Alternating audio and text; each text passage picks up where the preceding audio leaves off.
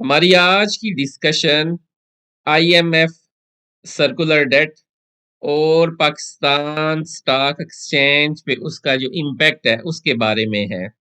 जैसा कि आपको पता है कि आईएमएफ की डील का चल रही है पाकिस्तान गवर्नमेंट के साथ, और उस डील के नतीजे में आईएमएफ ने कुछ जो शराइत आयद की हैं उसमें से जो एक बड़ी ही टफ शर्त है वो ये है कि पाकिस्तान गवर्नमेंट को सर्कुलर डेट ख़त्म करना है जो डिफरेंट कंपनीज के दरमियान गवर्नमेंट ऑफ पाकिस्तान और उन कंपनीज के दरमियान मौजूद है। तो आज की हमारी डिस्कशन बेसिकली इस पर्टिकुलर टॉपिक को कवर करेगी और हम जानने की कोशिश करेंगे कि कौन से सेक्टर्स हैं पाकिस्तान स्टॉक एक्सचेंज के जो बेनिफिशियरी होंगे इस आने वाली जो शराइत हैं आईएमएफ की पाकिस्तान गवर्नमेंट के दरमियान। मेरा नाम अदनान सगीर है और आप हमारा चैनल रेडी सेट इन्वेस्ट देख रहे हैं। अगर अभी तक आपने हमारा चैनल सब्सक्राइब नहीं किया तो आपसे रिक्वेस्ट है कि आप हमारे चैनल को सब्सक्राइब कर दें। कमेंट सेक्शन में आप कमेंट करेंगे तो हमें आपकी फीडबैक का अंदाज़ा होगा और हम इसी तरह का बेहतर कंटेंट आपके लिए बनाते रहेंगे। तो आइए चल के स्टार्ट करते हैं हमारी आज की डिस्कशन, और हम इन स्ट्रक्चर्ड वे चलेंगे और हम डिस्कस करेंगे इन डिटेल कि कैसे आने वाले दिनों में जो मुख्तलिफ सेक्टर्स हैं वो बेनिफिशियरी होंगे इस सारी डील के जो आईएमएफ और गवर्नमेंट ऑफ पाकिस्तान के दरमियान होने जा रही है। सबसे पहले आपको बैकग्राउंड समझना है और सर्कुलर डेट के बारे में समझना है कि ये बेसिकली है क्या भला, और ये आईएमएफ क्यों इतना ज़्यादा इन्फोर्स कर रही है। जैसा कि आपको पता है 2024 में 7 बिलियन की एक्सटेंडेड फंड फैसिलिटीज अप्रूव हुई थी, और जिसमें आईएमएफ ने तकरीबन 7 बिलियन डॉलर डिस्पर्स करने थे गवर्नमेंट ऑफ पाकिस्तान को 37 महीनों में। और उसका जो पहला रिव्यू है वो चल रहा है, और उसकी जो सेकंड ट्रांच है वो 1 बिलियन की वो रिलीज होनी है। अब सर्कुलर डेट है क्या बेसिकली? सर्कुलर डेट अगर आप बिल्कुल एक आसान और लेमैन अप्रोच के साथ समझें तो सर्कुलर डेट बेसिकली वो कर्जा है जो गवर्नमेंट ऑफ पाकिस्तान ने पाकिस्तान की जो बड़ी कंपनीज हैं उनको देना है। वो ऐसे ही है कि जैसे गवर्नमेंट ऑफ पाकिस्तान ने इन कंपनीज से काम तो करवा लिया है लेकिन उनको पैसे नहीं दिए, उनका जो मुआवज़ा बनता था उनको रिटर्न नहीं किया, तो और वो मुआवज़ा और जो डिले है, वो इतना ज़्यादा हो गया, वो गर्दिशी कर्ज़े इतने ज़्यादा हो गए कि कंपनीज़ को काम करना मुश्किल हो गया है, और आईएमएफ ने बोला है कि आपने इस गर्दिशी कर्ज़ों के जंजाल है और स जाल है, इससे बाहर निकलना है। तो अब गवर्नमेंट ऑफ पाकिस्तान कर क्या रही है? गवर्नमेंट ऑफ पाकिस्तान ने 1.25 ट्रिलियन का लोन्स लेने हैं कमर्शियल बैंक से, और उसमें से 250 बिलियन जो हैं वो इस गर्दिशी कर्जे की मद में खर्च करने हैं ताकि ये गर्दिशी कर्जे कम हों या ख़त्म हों, ताकि ये कंपनीज जो हैं वो सुख सांस ले सकें और जो इसके समरात हैं वो कैस्केड हों, नीचे वाली साइड पे पहुँचे अवाम को। वो आगे हम चल के देखेंगे कि कौन से ऐसे सेक्टर्स हैं जो बेनिफिशियरी हैं इस सारे प्रोसेस के। और ये जो सारी फिस्कल टाइटनिंग है और जो सारी reforms IMF government of Pakistan को कह रही है करने के लिए, वो बेसिकली जो अवाम है उसके फ़ायदे के लिए है। तो अब आप थोड़े सरप्राइज़ भी होंगे कि गवर्नमेंट ऑफ पाकिस्तान और अवाम ये ये क्या कोरिलेशन है? तो आइए चल के हम डिस्कस करते हैं कि कौन से 5 सेक्टर्स हैं जो बेनिफिशियरी होंगे जो कौन से 5 सेक्टर्स हैं बेनिफिशियरी होंगे इस सारे प्रोसेस के, और फिर हम उन हर सेक्टर को इन डिटेल डिस्कस करेंगे।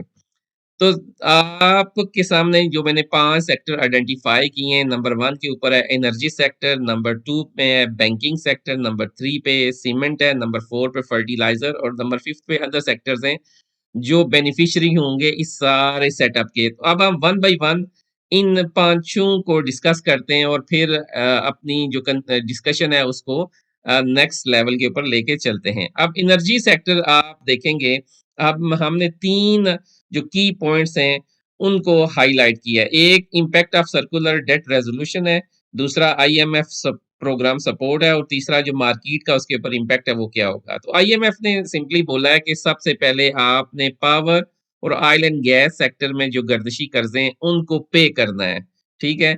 और वो सर्कुलर डेट है तकरीबन 1.5 ट्रिलियन रुपीज़ का जो 1.5 खरब रुपया है जो सर्कुलर डेट की मद में गवर्नमेंट ऑफ पाकिस्तान ने मुख्तलिफ ऑर्गनाइज़ेशंस को पे करना है। अब उसका फ़ायदा क्या होगा? उसका फ़ायदा ये होगा कि जब ये कंपनीज़ को अपना जो कर्ज़ा है वो वापस मिलेगा, जो उनकी ड्यू पेमेंट्स हैं वो वापस मिलेंगी, तो वो ये पैसा जो है वो अपनी बेहतरी के लिए, रिफॉर्म्स के लिए इम्प्लाई करेंगी और इससे जो एनर्जी सेक्टर है वो रिवाइव होगा। जो कंपनीज़ है, बड़ी कंपनीज़ है पाकिस्तान स्टॉक एक्सचेंज की पीपीएल और ओजीडीसी, वो बेसिकली इसकी बेनिफिशियरी हैं। अब एक इम्पोर्टेंट पॉइंट मैं आपको यहाँ हाइलाइट करूँगा कि यहाँ मैंने ओजीडीसी और पीपीएल का नाम ले लिया। ऐसा नहीं करना कि आपने छलांग मार के कल वो स्टॉक खरीद लेना है और फिर आपने कहना है कि यार ये अदनान भाई आपने तो बताया था कि ये बेनिफिशियरीज़ हैं, लेकिन मैं तो फँस गया हूँ स्टॉक में। तो स्टॉक में आने का तरीका और आईएमएफ की डील का तरीका टोटल डिफरेंट है। उसकी साइकोलॉजी और इसकी साइकोलॉजी में ज़मीन आसमान का फ़र्क है। तो वो हम एक सेपरेट डिस्कशन कर लेंगे कि इन स्टॉक्स को कैसे आपने अप्रोच करना है। लेकिन अभी मैं आपको बता रहा हूँ जो बेनिफिशियरीज़ हैं इस सारे सेटअप की, वो ओजीडीसी और पीपीएल हैं बड़ी। और इसका जो इम्पैक्ट आएगा फॉर श्योर ये हैवीवेट स्टॉक हैं पाकिस्तान स्टॉक एक्सचेंज में, इनका जो हुजम है और वॉल्यूम है और जो वेटेज है वो बहुत हैवी है। अगर आपको एक सिंपल मिसाल दूं कि ओजीडीसी में अगर 10-15 रुपए की या 20 रुपए की भी मूव आती है तो इंडेक्स में 300-400 या 200 पॉइंट्स का फर्क पड़ता है और इसी तरह पीपीएल भी। तो ये हैवीवेट स्टॉक्स हैं और डायरेक्ट बेनिफिशियरी हैं इस सारी डील के जो आईएमएफ कर रही है पाकिस्तान गवर्नमेंट के साथ। अब ये जो रिफॉर्म्स अगर पावर सेक्टर में और ऑयल एंड गैस सेक्टर में पाकिस्तान गवर्नमेंट कर लेती है, इसके समारात जो हैं वो नीचे फिर जो अगले 4 सेक्टर्स हैं उनके ऊपर कैसे आएँगे उसको हम डिस्कस करते हैं। तो हमने एनर्जी सेक्टर को बड़ी डिटेल के साथ कवर किया और एनालाइज़ किया कि इसके फ़वाइद क्या होंगे। अब अगर हम दूसरा सेक्टर हम देखें बैंकिंग सेक्टर, जैसा मैंने आपको बताया कि गवर्नमेंट ऑफ पाकिस्तान ने 1.25 ट्रिलियन के कर्जे लेने हैं पाकिस्तान के कमर्शियल बैंक्स के साथ, कमर्शियल बैंकों से।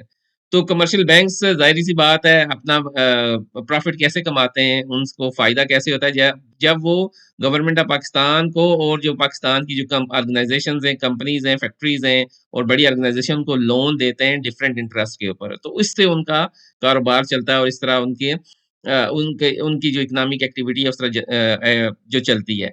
अब जो आईएमएफ है उसने और जो दुनिया की जो टॉप रेटिंग एजेंसी है मूडी, उसने पाकिस्तान के जो बैंक्स हैं उनको उनकी जो रेटिंग है इतनी स्टेबल करार दी है कि वो पाकिस्तान गवर्नमेंट ऑफ पाकिस्तान को ये 1.25 ट्रिलियन का लोन दे सकते हैं। तो ये एक पॉजिटिव न्यूज़ है पाकिस्तान के बैंकिंग सेक्टर के लिए। और अब इसका इम्पैक्ट क्या होगा? इसका इम्पैक्ट पाकिस्तान के जो बैंकिंग सेक्टर है उसका भी वेटेज आपको जैसे पता है कि बहुत हाई है। बड़े जो बैंक्स हैं यूबीएल है, नेशनल बैंक है, मीज़ान बैंक है, हबीब बैंक है, ये बड़े बैंक्स हैं और इनका जो वेटेज है पाकिस्तान स्टॉक एक्सचेंज में बहुत हैवी है और ये भी ड्रैग करेंगे, ये भी मूव करेंगे इंडेक्स को ऊपर वाली साइड पे। पहला सेक्टर हमने डिस्कस किया था एनर्जी सेक्टर, दूसरा सेक्टर हमने डिस्कस किया है बैंकिंग सेक्टर।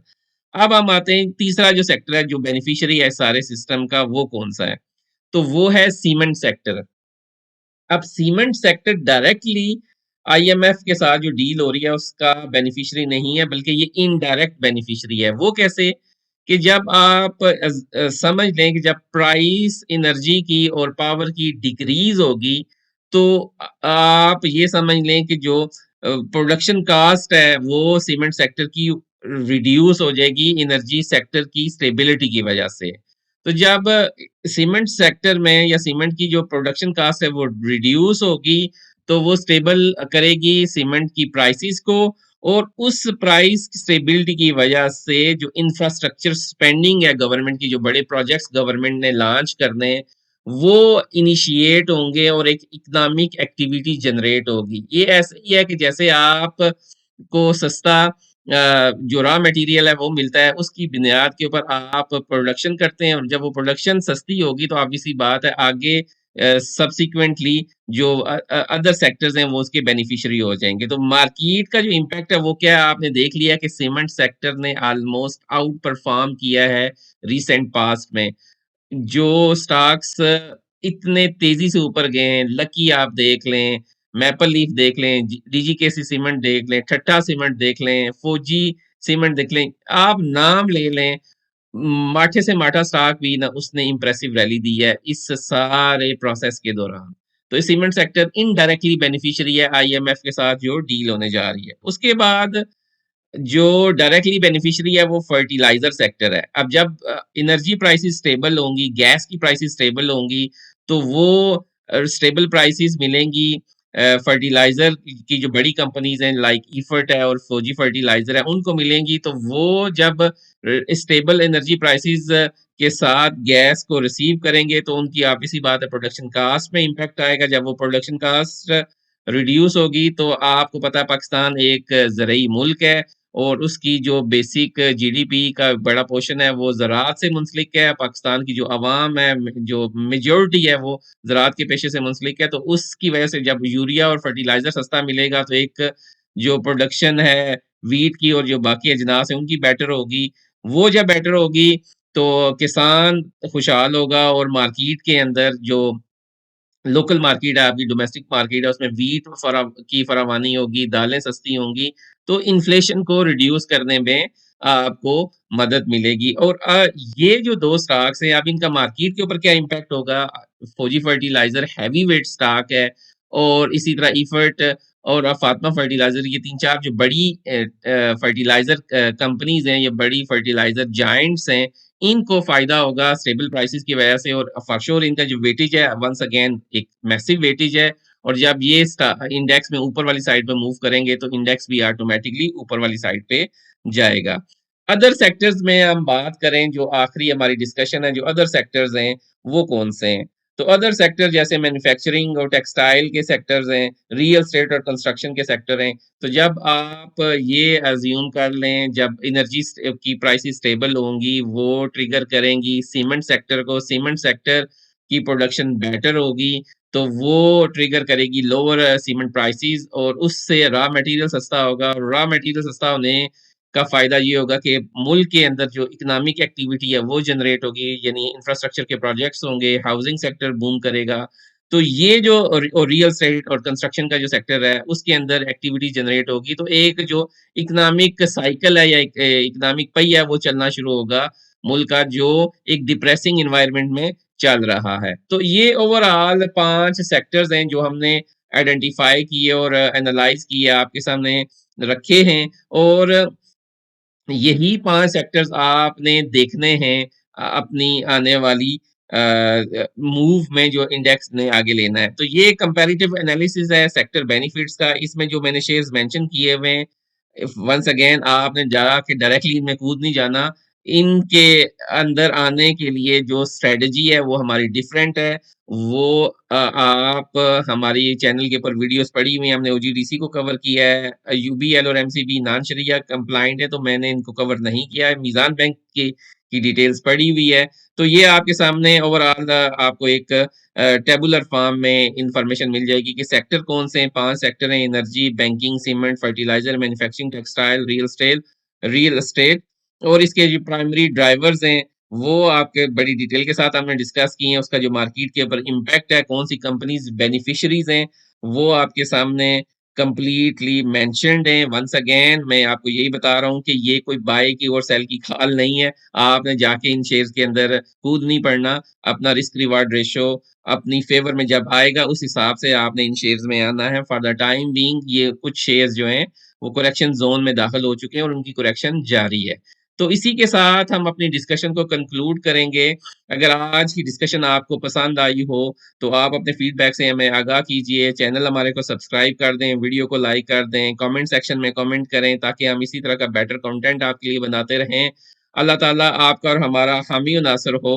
अस्सलाम वालेकुम व रहमतुल्लाहि व बरकातुहू।